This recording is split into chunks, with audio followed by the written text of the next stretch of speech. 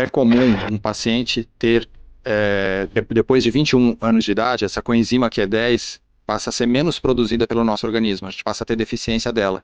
E aí começa a aparecer problemas crônicos depois dos 21 anos de idade. Então começa a ter perda de massa muscular, passa a ter deficiência no metabolismo de açúcar, às vezes a pessoa fica com um problema de saúde que se agrava, ela já tinha um problema de saúde que se agrava depois dos 21, passa a ficar mais cansado, justamente porque tem uma deficiência dessa coenzima Q10. Porque a gente sabe que ainda existe muita dúvida sobre toda essa questão da medicina, né, alternativa, sobre todas essas opções diferentes de tratamento que a gente ouviu falar aqui, acupuntura, medicina chinesa, e a gente sabe também que a gente tá muito preocupado, né, com o futuro. Ninguém quer envelhecer sem qualidade de vida, a gente quer ter qualidade de vida. Sim. E todas essas fórmulas de medicina integrativas que existem, elas vêm para trazer essa qualidade de vida e, é claro, né, longevidade. Quem é que não quer viver bastante, né, doutor? Quando você cozinha o carboidrato e congela, você faz com que boa parte daquele carboidrato, daquele amido, se transforme numa substância que a gente chama de amido resistente. É um amido com uma cadeia longa e que é de mais difícil digestão.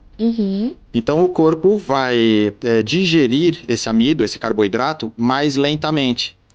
E aí, para quem tem diabetes, não vai dar pico glicêmico. Para quem não tem diabetes, também não vai dar pico, vai dar um pico glicêmico menor. E aí isso vai te ajudar também a emagrecer. Sem contar que esse amido resistente é usado dentro...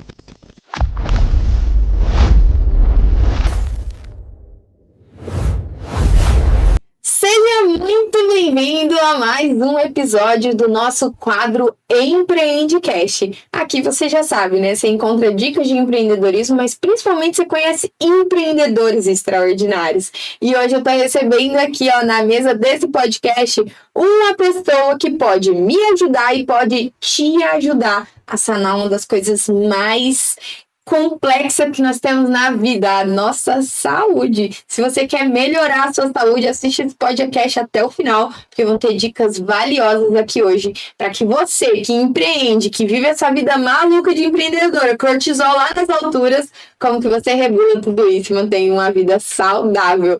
E recebendo aqui na mesa do nosso podcast, seja muito bem-vindo, Dr. Paulo Cordeiro. Obrigadão. Eu que agradeço, né, a sua disponibilidade de vir aqui hoje falar um pouquinho sobre o seu trabalho. Eu que tenho que agradecer o convite. Obrigadão por me permitir estar aqui, e queria que o pessoal, quero aqui proporcionar alívio para a saúde das pessoas. Muito bom, doutor. Gente, o doutor Paulo Cordeiro, ele é clínico naturopata, especialista em acupuntura, medicina chinesa, homeopatia e nutrição ortomolecular. Olha só, assim, eu tenho certeza que tem coisas aqui que você nunca ouviu, que eu também nunca tinha ouvido falar, mas que nós precisamos entender sobre esses assuntos, porque pode mudar o rumo da sua saúde, né? Às vezes tem gente que tá empurrando uma dor, um problema de saúde aí há tanto tempo, né, doutor Paulo? E não sabe como resolver. Pode ser que hoje, numa conversa aqui, ela tenha uma dica poderosa. Sim, às vezes tem coisas simples que a pessoa muda no dia a dia, muda o hábito e o problema de saúde se resolve, né? Então, às vezes a pessoa está tentando se tratar com especialistas em áreas específicas da medicina convencional e usando remédios caríssimos e não está tendo resultado. E às vezes só de mudar um hábito diário muda isso. Tem eu costumo dizer que tem muita gente que está doente e tem parentes que têm as mesmas doenças e acha que esses problemas de saúde são genéticos. E muitas vezes não, muitas vezes são só os hábitos alimentares daquela família que tá errado. Então, os avós se alimentavam de determinada maneira, os filhos passaram a se alimentar e os filhos dos filhos se alimentam daquela mesma maneira. E aí todo mundo desenvolve uma artrose, por exemplo, todo mundo desenvolve um problema cardíaco, todo mundo desenvolve, sei lá, às vezes até um problema TDAH, por exemplo. Sim. Um problema emocional, só por causa da alimentação que não está correta. Os hábitos alimentares daquela família tá errado. E então tem atualmente um negócio que a gente chama de expressão genética. A ciência descobriu que não só a genética é o que voga na saúde das pessoas. Às vezes as pessoas têm um gene para ter um problema cardíaco, por exemplo, mas se ela mudar os hábitos de vida dela, esse gene não se manifesta, não se expressa. Então a pessoa tem genética para desenvolver um problema cardíaco, mas por causa dos bons hábitos dela, ela não desenvolve aquele problema. Muito bom. Doutor Paulo, a gente está entrando nesse assunto, mas eu queria te fazer uma pergunta antes. Quando foi que você abriu os olhos para essa área, né, de trabalho? Quando foi que você descobriu que era isso que você queria fazer da sua vida e que você entendeu que isso fazia parte do que você quer fazer para a vida inteira, assim? Eu acho que, na verdade, eu já nasci com isso, porque quando eu era pequeno, eu já gostava dessa questão de plantas medicinais, já era curioso para entender os chazinhos da minha avó, essas coisas assim. Então, até tinha parentes meus que falavam que eu tinha o dedo verde, Olha só. porque eu plantava e nascia. Então, eu sempre tive essa curiosidade por plantas, por tratamentos naturais mesmo, né? E depois eu fiz faculdade, me decepcionei na faculdade com as áreas que eu estava atuando e passei a pensei em fazer alguma coisa que fosse completamente diferente daquilo que eu vinha fazendo. E eu fui para fazer minha primeira pós-graduação, que foi em acupuntura. E aí, no começo, eu até estava meio cético. A professora, o primeiro módulo do curso, a professora ensinou auriculoterapia, que seria tratar através da orelha.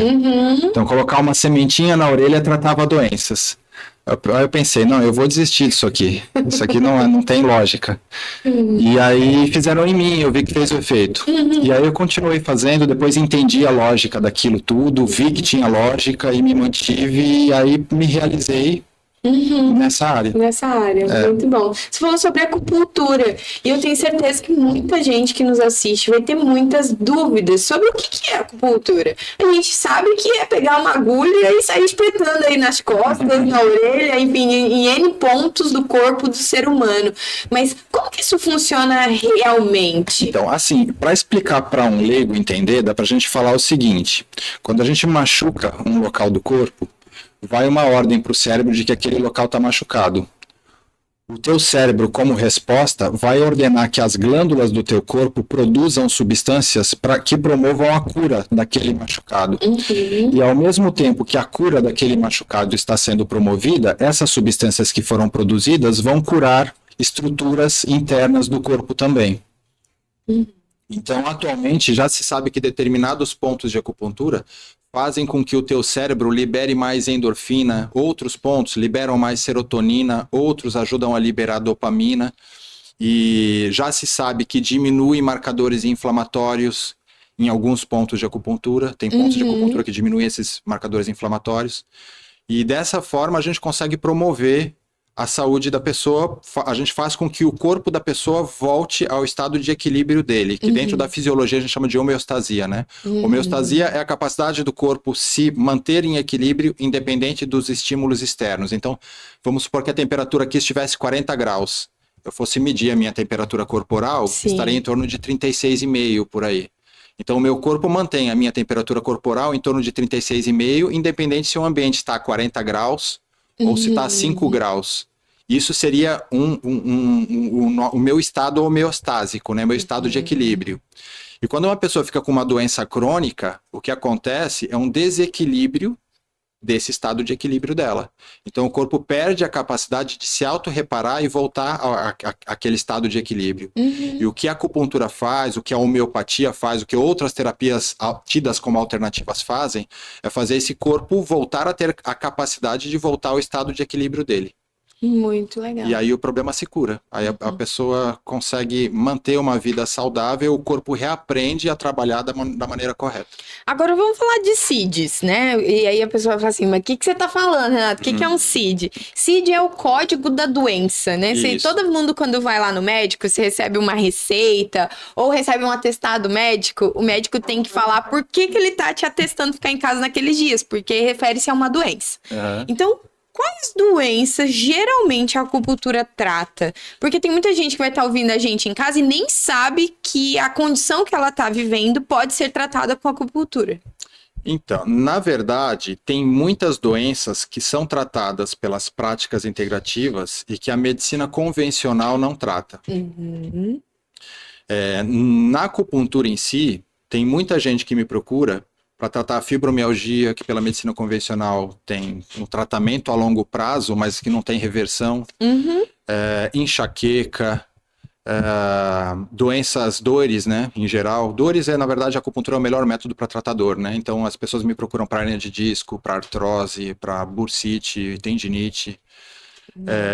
Para acupuntura especificamente, essas são os problemas mais pesquisados. Mas tem problemas que as pessoas não sabem que a acupuntura trataria. Por exemplo, a asma. Olha Então, só. já consegui livrar muita gente de bombinha fazendo acupuntura. Gastrite, hemorroida. Hemorroida é uma coisa que a acupuntura cura. E o tratamento não é feito lá, é feito à distância. Olha só. Você não precisa colocar agulha lá para tratar a hemorroida. Na acupuntura, a gente não usa só agulha, né?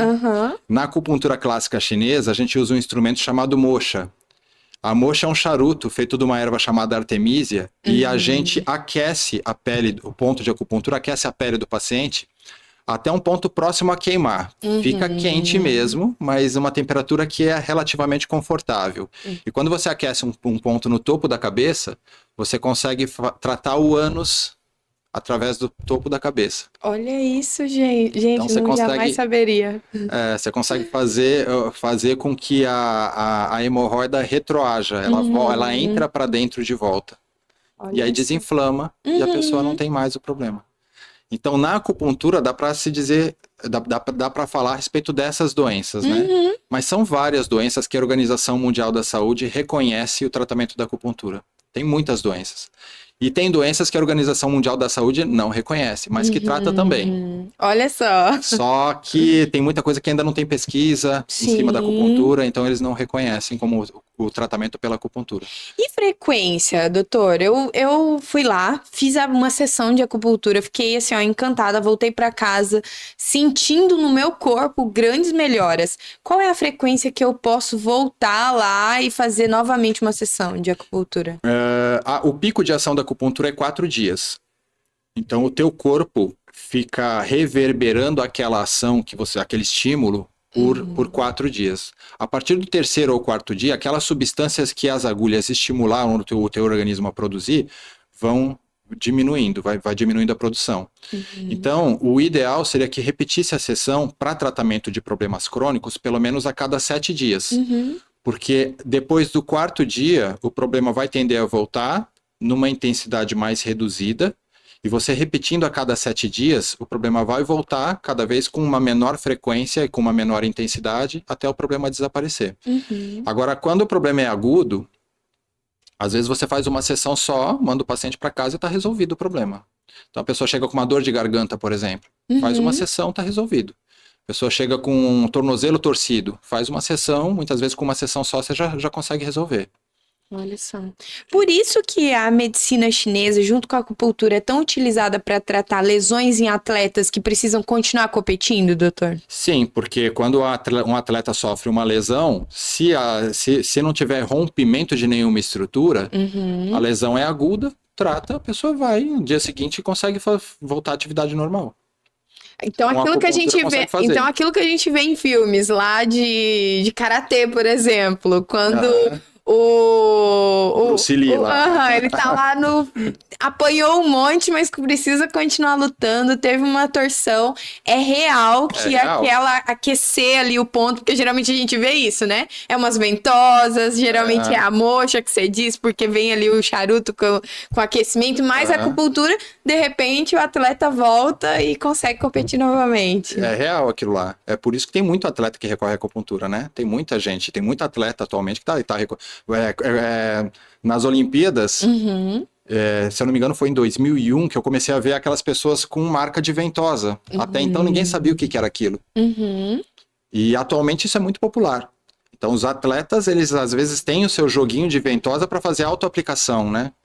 Isso tá comum agora, né? É um negócio que Hoje você também trabalha dentro da acupuntura ou é dentro da medicina chinesa que as ventosas entram? A ventosa é uma outra técnica da medicina chinesa. A gente associa ventosa à acupuntura também. Dá para você fazer agulha e colocar ventosa. Ou dá para colocar só ventosa, ou dá para fazer a moxa também junto. Na verdade, a gente associa essas 3 técnicas, né? Quando você faz uma pós em acupuntura, você aprende a usar ventosa também. A ventosa terapia.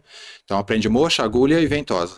São as 3 técnicas que a gente usa associadas. Uhum. Eu não costumo usar muito ventosa, porque as outras técnicas têm muito mais resultado do que você usar a ventosa em si. É que a ventosa, ela causa aquela... Vamos dizer assim, é físico, né? Você vê, né? Você visualiza depois, você fica vendo aquilo a semana inteira, dá aquela sensação de funcionou porque tá aqui. Na verdade, a ventosa, você consegue usar em quem tem medo de agulha, né? Ah, boa. Então tem muita gente que chega com medo de agulha e você tem que usar outros métodos. Dá para usar, por exemplo, laser também, em vez de usar agulha, né? Você pode estimular o ponto de acupuntura com laser, dá para estimular com ímã. Também funciona, não é tão eficaz quanto a agulha, mas também funciona. E assim, as pessoas elas têm medo de agulha por causa de trauma de infância, por tomar vacina, por tomar injeção. Mas a acupuntura não tem nada a ver com isso. A agulha de acupuntura é muito mais fininha que a agulha da injeção. Na agulha de acupuntura não tem remédio. E um outro detalhe é que quando você insere a agulha de acupuntura no ponto de acupuntura, a maioria dos pacientes não sentem dor, não sentem a picada. Tem alguns pacientes que sentem uma leve picadinha. E depois a agulha tem que ficar inserida naquele local, mas nesse período, que gira em torno de 10 a 15 minutos, o paciente não sente absolutamente nada. Inclusive tem paciente que dorme na maca, porque a acupuntura relaxa, e como ele não sente a dor das agulhas, ele entra naquilo e dorme mesmo. Então isso é muito comum com a acupuntura. Gente. A gente falou também que você é especialista em homeopatia. O que é homeopatia e como que ele ajuda, né, nesse fluxo? Porque eu entendo que o paciente chega para você queixando, às vezes, de uma dor intensa que ele não tá conseguindo tratar com fármaco, ou tá vendo que o remédio tá fazendo mais mal. Porque eu vejo que um paciente, para procurar um médico que trabalha com essas, vamos dizer assim, com a medicina integrativa, né, que é muito mais natural e tudo mais, ele tem que estar, ou não tá conseguindo resolver lá com a medicina tradicional, ou ele não gosta da ideia de ter que tomar 10, 18 comprimidos todo dia, ele não quer viver essa vida, ou ele sabe que aquilo tá matando mais do que sarando ele com o passar do tempo, né? Como que você consegue, com todas essas técnicas que você foi se tornando especialista, entender qual é o tratamento mais eficiente para o paciente? Então, tem muitas doenças que tem vários desses tratamentos que são eficientes. Por exemplo, enxaqueca eu consigo tratar tanto com isoterapia, que é uma vertente da homeopatia. Eu trabalho muito com isoterapia, que é uma vertente da homeopatia mais moderna, né? Quanto com acupuntura. Ou às vezes a gente faz os 2 métodos associados. E muita gente me procura porque desistiu da medicina convencional, porque não achou tratamento pela medicina convencional, e muita gente também que me procura para diminuir a quantidade de medicamento químico que usa. E a gente vai ter que conversar com o paciente para ver os problemas que ele tem, para tratar o paciente como um todo. Quando um paciente me procura, às vezes ele me vem com uma queixa só, tenho dor de cabeça, mas eu sempre vou fazer um levantamento de todas as queixas que ele tem, porque as outras queixas me servem como dica para escolher o tratamento principal para aquela queixa principal.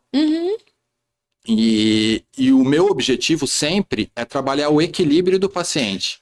Quando o organismo do paciente está equilibrado, as doenças se revertem e o paciente se mantém saudável por muito mais tempo. Diferente da medicina convencional, né, que passa o remédio alopático, remédio químico, para o paciente e ele fica dependente daquele remédio para o resto da vida. O meu objetivo não é esse. E com a homeopatia, muitas vezes, na homeopatia, a gente tem aquele negócio do medicamento único, o princípio do medicamento único. É um remédio para tudo o que o paciente tem. Olha só. A gente tem que fazer um levantamento de todas as queixas que o paciente tem dentro da homeopatia clássica para encontrar um remédio que trabalhe aquilo, tudo aquilo que ele tem ou a maior parte daquilo. E aí ele começa a tomar a medicação e os problemas todos vão regredindo, né? E então isso que é curioso. E não é com medicação química. Doutor, fala pra mim um remédio homeopata que era muito utilizado, por exemplo, antigamente, as avós passavam as receitas de família em família e que às vezes as pessoas nem sabem o que é homeopatia, que estão nos ouvindo em casa. Na verdade, assim, a homeopatia é um pouco diferente da fitoterapia. Ah, tá. O que as avós faziam era fitoterapia. É tratamento à base de planta medicinal. Tem muita coisa que as avós indicavam dentro da fitoterapia antigamente e que agora está se usando inclusive dentro da medicina convencional. Por exemplo, Arnica. Eu já vi médico da medicina convencional indicando tintura de arnica para o paciente tomar. Olha só. Isso é fitoterapia, isso é um remédio antigo que eles tomavam chá de arnica quando tinha uma torção de tornozelo, quando tinha qualquer tipo de trauma, por exemplo. Sim. Ou quando tinha hematoma. A arnica serve exatamente para isso, para tirar hematoma, para tirar trauma. E atualmente tem tintura de arnica que tem médico dentro do posto de saúde prescrevendo tintura de arnica para o paciente tomar. E isso dentro da medicina convencional, você vai dentro de uma farmácia, de uma drogaria, você vai achar tintura de arnica dentro da drogaria para tomar. Então, atualmente, esse negócio de tratar com planta medicinal está voltando, né? Muito bom. Tem até fazer uma propaganda aqui para o Laboratório Axê. O Laboratório Axê, ele produz uma pomada no Brasil chamada Axé Flan. Esse Axé Flan é uma pomada feita a partir de uma planta medicinal de Restinga, do nosso litoral, aqui de Santa Catarina, que é a erva baleeira. Olha só. Então você vai para a drogaria e você compra o Axé Flan, que é feito a partir da erva baleeira, que é um fitoterápico, uma planta medicinal. Virou um medicamento industrializado com muita eficácia. Muito E interessante. isso seria fitoterapia. Fitoterapia. A homeopatia, muitas vezes, é tida como descrédito, as pessoas desconfiam dela, porque na homeopatia é usado um medicamento super diluído. Você pega uma tintura, pinga uma gota daquela tintura em 100 gotas de solução hidroalcoólica, que é uma mistura de água e álcool, e agita aquele frasquinho. Depois você faz isso mais uma vez, mais uma vez, mais uma vez. Faz isso 6 vezes para atingir uma diluição 6CH, que eu digo, que a gente chama, né? E, então, em teoria, não teria substância química lá dentro, mas aquilo exerce efeito. Então, as pessoas desconfiam por causa disso. E como na homeopatia você tem que usar uma medicação única para todos os sintomas do paciente, não tem como você fazer pesquisa em larga escala. Então, atualmente, não se consegue ainda a comprovação num estudo duplo cego, placebo controlado, se consegue provar que a homeopatia funciona. Só que quem faz uso percebe o funcionamento imediato do remédio, né? Então por exemplo, tem gente que tem amidalite. Tá com amidalite, pela medicina convencional, vai ter que tomar 7 dias de antibiótico. Sim. Se um paciente chega para mim com uma amidalite aguda, se eu passar para ele barita carbônica, em 3 dias ele não tem mais amidalite. Não precisa tomar os 7 dias de antibiótico. Nossa, e olha o quanto que 7 dias de antibiótico não faz mal pra saúde, né? Vai. No final do 7º dia, você tá cheirando o antibiótico até no suor, assim, você tá sentindo o cheiro do remédio. O problema do antibiótico é que ele altera a microbiota intestinal, né? E atualmente já se sabe, cada vez mais as pesquisas estão demonstrando que a alteração da microbiota intestinal acarreta um monte de problemas de saúde, né? Desde depressão até doença autoimune. Então, o antibiótico, se a pessoa tá fazendo uso... Eu já peguei até gente que faz uso contínuo de antibiótico, né? Meu Deus. Pessoas com cistite, às vezes estão tomando macrodantina por anos. E você consegue reverter com homeopatia, você pode passar cantares vesicatória para quem tem cistite. Na maioria das vezes, se aquele medicamento for o correto para aquele paciente, porque tem que analisar o globo, né, o todo. Mas se você passar uma cantares vesicatória para um paciente que tem cistite, em 3 dias ele não tem mais. Para a maioria dos pacientes que tem cistite crônica, você faz isso, o paciente não tem mais. Olha só, hein, se você tá ouvindo esse podcast aqui, você sofre disso há anos e tá aí, ó, lutando, escuta o que o doutor aqui tá falando. E tá com dúvida, marca uma consulta. Não fica aí sofrendo, né, por uma vida inteira. A gente falou também ali que uma das suas especialidades também é a nutrição ortomolecular. Isso. E eu queria que a gente pudesse falar um pouquinho agora sobre o que significa isso e da onde que veio, né, essa base de estudo, o que te fez estudar sobre isso e o que te encanta também nesse mundo da... Então, a nutracêutica ortomolecular, ou nutrição ortomolecular, ou terapia ortomolecular, é um tipo de tratamento que usa nutrientes que a gente adquire até da nossa própria alimentação para tratar doenças. Então, a gente prescreve cápsulas que são manipuladas em farmácias de manipulação normalmente, com substâncias que a gente já adquire da nossa própria alimentação, mas numa quantidade um pouquinho maior do que a quantidade que a gente adquiriria no alimento convencional. E isso trata doenças fazendo alterar os mecanismos bioquímicos do nosso organismo. Então a gente muda a bioquímica da pessoa, aumentando a quantidade de determinado nutriente. Uhum. E então, por exemplo, tem pacientes com diabetes e quando você vai fazer um exame de sangue, ele está com deficiência de cromo. Uhum. Cromo é um mineral essencial para que o nosso organismo faça o açúcar virar energia, Sim. para que o nosso organismo metabolize o açúcar. E se você passa cromo para o paciente tomar, a diabetes dele se reverte. E quando ele vai no médico, o médico vai olhar só para diabetes. Vai olhar tratar só para diabetes, não vai analisar os fatores bioquímicos que tem por trás daquilo. Uhum. E aí vai passar uma metformina para o paciente tomar para o resto da vida, né? Quando ele poderia tomar um picolinato de cromo e isso, em algumas situações, já conseguiria reverter. Isso não é para todo mundo, né? Tem gente que tem diabetes, você vai passar o cromo e não vai reverter, vai melhorar, mas não vai reverter. Então tem casos e casos. Mas recentemente eu conheci um pacientinho de 12 anos de idade que foi diagnosticado com diabetes. Olha só. E como ele não tinha feito uso de medicação ainda nenhuma, dentro da medicina alopática, dentro da bioquímica, eu passei cromo para ele e reverteu o problema. Não tem mais diabetes. Uau. Então, se fosse pela medicina convencional, ele ia precisar ficar tomando metformina, provavelmente pro resto da vida dele. Ia chegar uma hora que a metformina não ia mais estar fazendo efeito, ia mudar a medicação, ia chegar uma hora que a glibenclamida, por exemplo, que é outro medicamento para diabetes, também não exerceria efeito, ele teria que ir para insulina. Quando ele tivesse pode ser que entre 30 e 40 anos, talvez ele precisasse entrar na insulina. Olha só. Quando ele poderia tomar só o cromo e reverter o problema. Tá certo que para ele foi muito eficaz porque ele nunca fez uso de medicação química e pelo fato de ser criança, né? Criança regenera rápido. Mas foi uma solução que resolveu a curto prazo e que não deixou a doença se cronificar. Muito bom. Doutor, a gente fala também sobre essa questão da nutrição ortomolecular, porque você falou sobre... não são medicamentos, mas são... Tem um nome, né? Que a gente usou para isso ainda agorinha aqui. Tratamentos? Os tratamentos, mas que são como se fosse um suplemento alimentar. Isso. Como que eu consigo dizer se é um suplemento alimentar, se é um medicamento? Existe diferença sobre isso?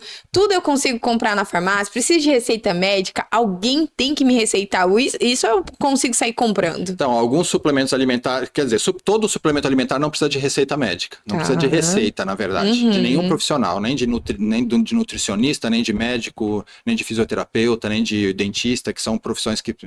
nem de farmacêutico clínico, que são profissões que podem prescrever medicamento no Brasil. Alguns medicamentos, né? Então, suplementos alimentares, qualquer um poderia comprar. A diferença entre suplemento alimentar e medicamento, nessa questão de nutrientes, é a dose do suplemento, é a dose do medicamento, né? É a dose do composto, do componente. Numa dose alta, tem que ser classificado como medicamento. Numa dose baixa, pode ser considerado suplemento. E quando é que a gente sabe como tem que ser prescrito isso para o paciente? Depende do exame clínico? Na verdade tem alguns suplementos que o paciente pode tomar e sem precisar fazer exame, né? Magnésio, por exemplo, é um suplemento que eu recomendaria que todo mundo fizesse uso, porque o brasileiro tem falta de magnésio no organismo, né? Depois eu posso até explicar o porquê. E vamos entrar nesse assunto. Mas para saber o que o paciente vai precisar em si, o ideal seria consultar um profissional da área, né? Pode ser um médico, pode ser um nutricionista, pode ser um farmacêutico clínico, pode ser um fisioterapeuta, para que ele faça essa prescrição, né? Cada um dentro da sua área, né? Claro. Mas tem alguns suplementos que, se qualquer um usar, vai ter uma melhora da saúde. O magnésio é um, coenzima Q10 é outro. Coenzima Q10 é um nutriente que o nosso corpo precisa para que produza energia. Então, é comum um paciente ter, depois de 21 anos de idade, essa coenzima Q10 passa a ser menos produzida pelo nosso organismo, a gente passa a ter deficiência dela. E aí começa a aparecer problemas crônicos depois dos 21 anos de idade. Então começa a ter perda de massa muscular, passa a ter deficiência no metabolismo de açúcar, às vezes a pessoa fica com um problema de saúde que se agrava, ela já tinha um problema de saúde que se agrava depois dos 21. passa a ficar mais cansado, justamente porque tem uma deficiência dessa coenzima Q10. E se a pessoa faz esse suplemento, ele melhora. Ômega 3 é um suplemento que também vai ajudar qualquer um. E o magnésio em si, para o brasileiro, é muito importante ele tomar, porque o magnésio participa de mais de 20 processos bioquímicos no nosso organismo. E o brasileiro tem carência de magnésio, porque a terra, o solo do Brasil, é pobre em magnésio. Geralmente, o magnésio vem de solos de origem vulcânica recente. E no Brasil a gente não tem vulcão. Não tem vulcão, sim. Então o solo do Brasil é pobre em magnésio e, como consequência, o alimento plantado no Brasil também passa a ser pobre em magnésio também. Então seria interessante o brasileiro suplementar magnésio. Só. Inclusive, muita gente acha que popularmente as pessoas têm que, quando tem cãibra, precisa suplementar potássio, né? Sim. Aí manda comer banana, porque a banana é rica em potássio e tal. Mas a cãibra não passa aqui no Brasil, quando come banana. Justamente porque os brasileiros têm cãibra normalmente por falta de magnésio. Olha só. Aí suplementando o magnésio, a cãibra se reverte. Isso é uma E dica suplementando importante para os meus potássio, ela não vai atletas, hein? reverter. Suplementando potássio não vai reverter, tem que suplementar magnésio. A cãibra, por falta de potássio, é mais comum na Europa. No Brasil é mais comum por falta de magnésio. Então, quer parar de ter cãibra, suplemente magnésio.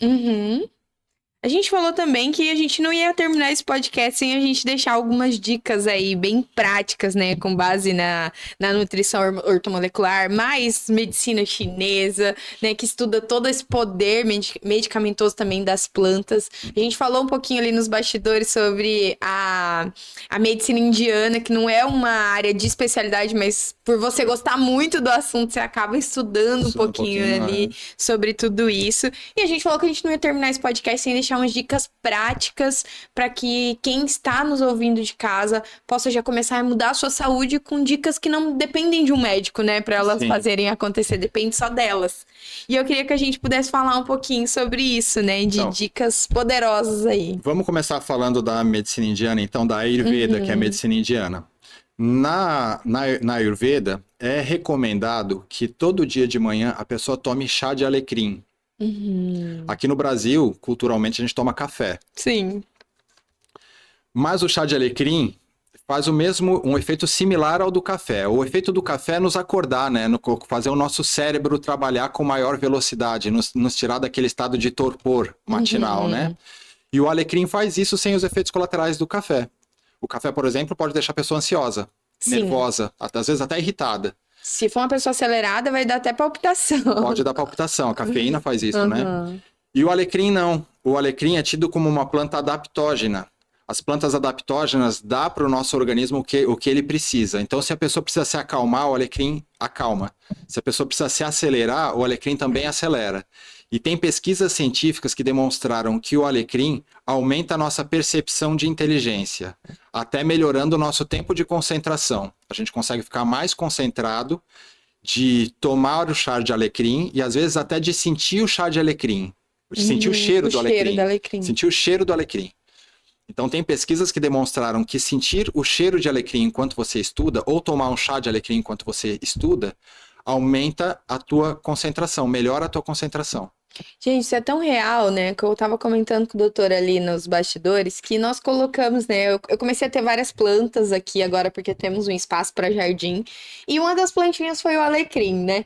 E aí eu trouxe o alecrim para dentro da minha cozinha e nós começamos a notar que o cheiro do alecrim tava deixando a gente mais criativo, mais ativo, mais concentrado quando a gente tinha que desenvolver uma tarefa e a gente só tinha colocado o alecrim no ambiente. Sim. E aí nessa conversa ele me contou sobre esse estudo, eu fiquei assim, ó, encantada, porque eu vivi na prática sem saber de que funcionava, vendo que funcionava pra gente de verdade. Sim. Mas... Então se a pessoa tomar um chá de alecrim todo dia de manhã, em vez do café, ela vai perceber uma melhora nessa capacidade mental dela. Muito bom. Então, isso é uma dica. Muito bom. A primeira dica já foi, hein, gente? Agora nós temos aqui um assunto que eu particularmente já fazia também, mas não vou dizer pra vocês que é por saber se era saudável ou não saudável, mas é porque eu não tinha muito tempo. Já tem um tempo aqui em casa que nós criamos o hábito de todo fim de semana, todo sábado à tarde, ó, sábado é o dia, tá? Vamos pro supermercado, fazemos as compras de manhã, à tarde a gente prepara a comida da semana inteira. Então eu cozinho assim, ó, panelaço de comida e distribuo depois isso em marmitas para que a gente possa se alimentar durante a semana. E aí, gente, nós ali também nos bastidores, eu fiquei sabendo de uma dica muito legal, que talvez seja por isso que a gente tá conseguindo se manter magros nessa casa. Que comida requentada ajuda a emagrecer. Isso Doutor aí. Paulo, fala. Carboidrato requentado ajuda a emagrecer. Comida requentada ajuda a emagrecer. Fizeram pesquisas científicas e demonstraram nas pesquisas científicas que quando você cozinha um carboidrato, batata, macarrão, arroz, milho, e congela esse carboidrato, e depois esquenta ele, requenta ele e come, isso vai melhorar a tua microbiota intestinal, vai ajudar a diminuir um pico glicêmico, vai diminuir a quantidade de açúcar que o teu organismo libera dentro da digestão, então ajuda na diabetes, e ajuda a emagrecer também por causa disso. Porque quando você cozinha o carboidrato e congela, você faz com que boa parte daquele carboidrato, daquele amido, se transforme numa substância que a gente chama de amido resistente. É um amido com uma cadeia longa e que é de mais difícil digestão. Então o corpo vai digerir esse amido, esse carboidrato, mais lentamente. E aí, para quem tem diabetes, não vai dar pico glicêmico. Para quem não tem diabetes, também não vai dar pico, vai dar um pico glicêmico menor.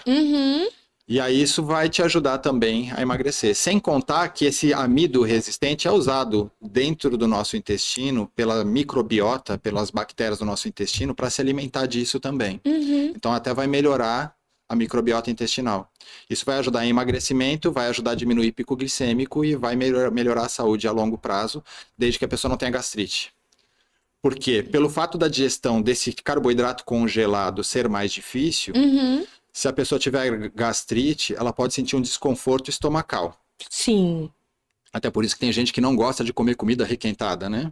Tem mesmo. Porque tem essa dificuldade de digerir esse carboidrato.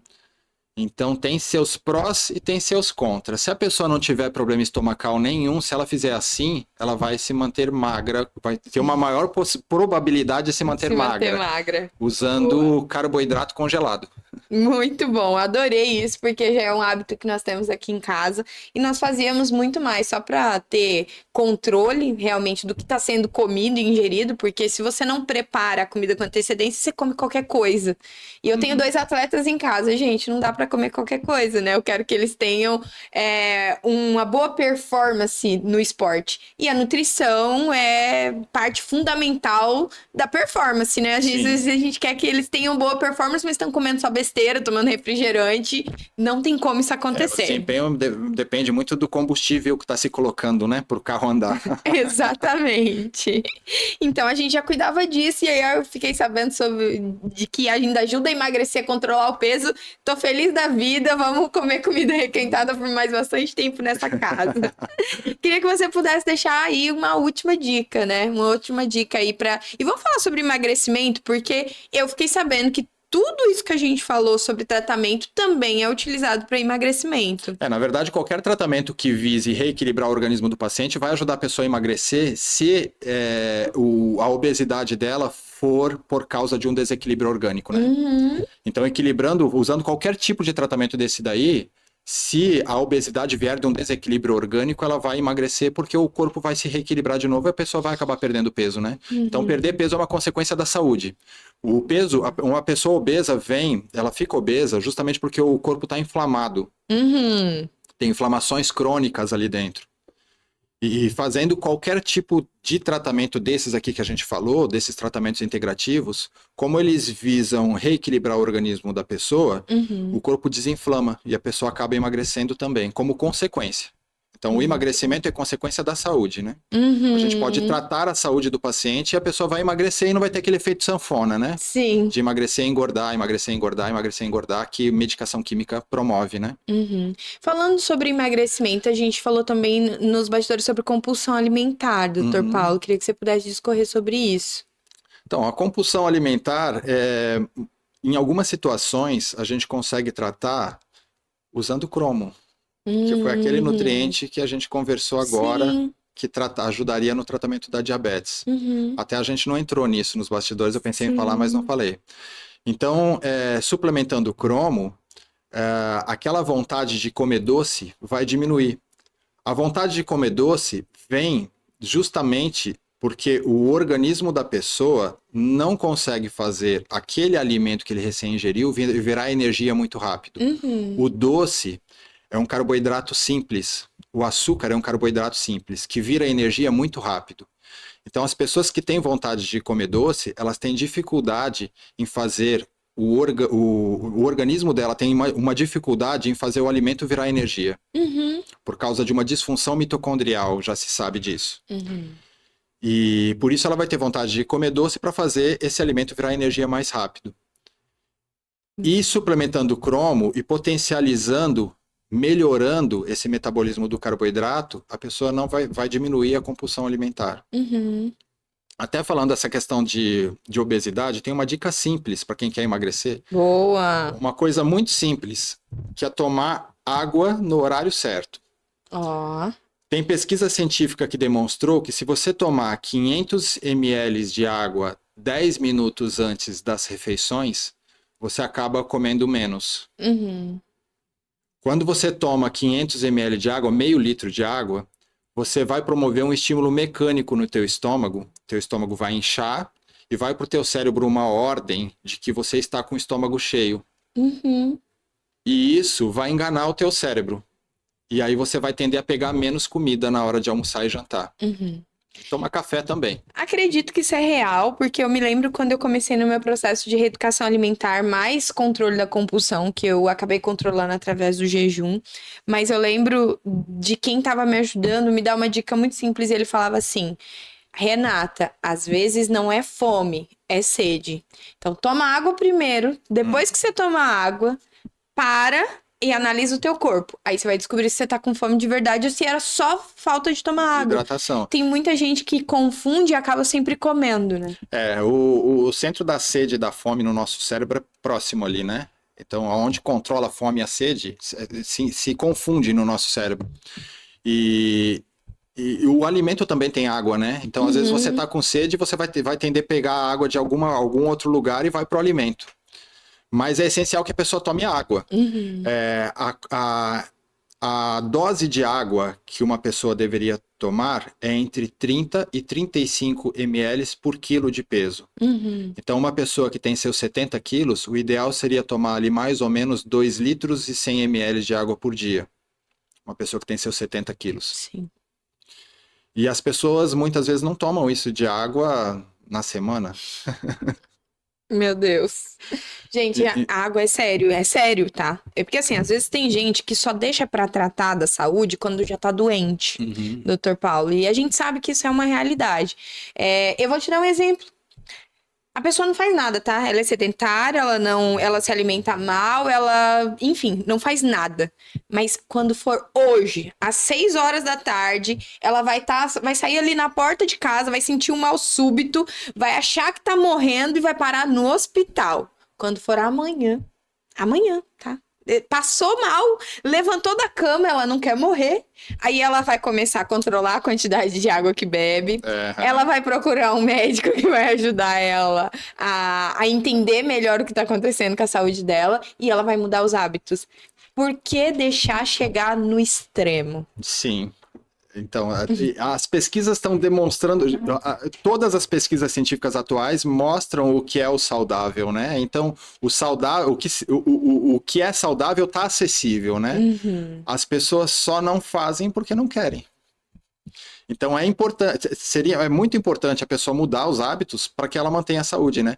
Até tem uma pesquisa que saiu, foi feita na China agora, e ela comprovou que essa pesquisa comprovou que a mudança de hábito muda o jeito que o DNA da pessoa se expressa, Uau. que é o que eu falei no começo. Eles conseguiram agora comprovar cientificamente que isso acontece. Então é essencial a pessoa mudar hábito. Se a pessoa mudar hábito, ela vai se manter saudável. E os hábitos que são saudáveis estão totalmente acessíveis. Na internet tem tudo, né? Se a pessoa se basear por um profissional que esteja agindo com ética, ele vai dar conselhos que vão promover a saúde do paciente, né? Agora tem que saber quem você está seguindo na internet. Tem muita gente falando besteira na internet. Vamos falar sobre absurdos da internet? Porque a gente vê muitos absurdos na internet. E aí a gente nunca sabe se a intenção da pessoa era só viralizar e gerar Conteúdo, gerar seguidores naquele interação. sentido. Mas eu já vi médico falando que o ovo era um vilão. Já vi médico falando que o ovo era o mocinho. Tá. Então, essa questão do ovo, atualmente foi feita pesquisa que demonstrou que ele aumenta o HDL. A gema do ovo aumenta o HDL, que é o colesterol bom. Então não tem problema nenhum comer a gema do ovo. Porque antes era isso, atleta falando, ó, tira a gema, come só a clara, porque quer proteína, então vou comer só a clara. Não precisa, come a gema junto, porque a gema, inclusive, pelo fato dela ter biotina, ela tem vários nutrientes ali, que vai potencializar a ação da proteína no teu corpo, vai melhorar até a absorção da proteína. Então pode comer a gema do ovo à vontade. Dá para comer ovo até 6 ovos por dia, uma pessoa normal pode comer numa boa, que não vai comprometer o rim por excesso de proteína, não vai fazer nada. Então, se quiser comer ovo todo dia, pode comer ovo todo dia, não tem problema nenhum, não vai aumentar colesterol. Tem algumas coisas assim que assim, é importante a gente ver qual é o profissional que está falando, para a gente se basear em assim, informações verdadeiras, né? Recentemente eu vi um nutricionista mandando as pessoas tomarem Coca Zero. Sim. E aí eu fiquei assim, né? Porque a Coca Zero realmente ela tem menos caloria do que a Coca normal.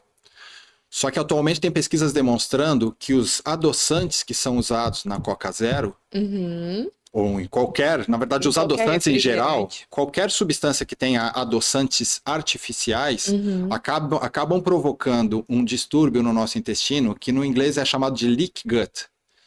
Que seria, se for traduzir ao pé da letra, seria síndrome do intestino gotejante. Na verdade, é um problema de saúde que faz com que as células do intestino fiquem afastadas.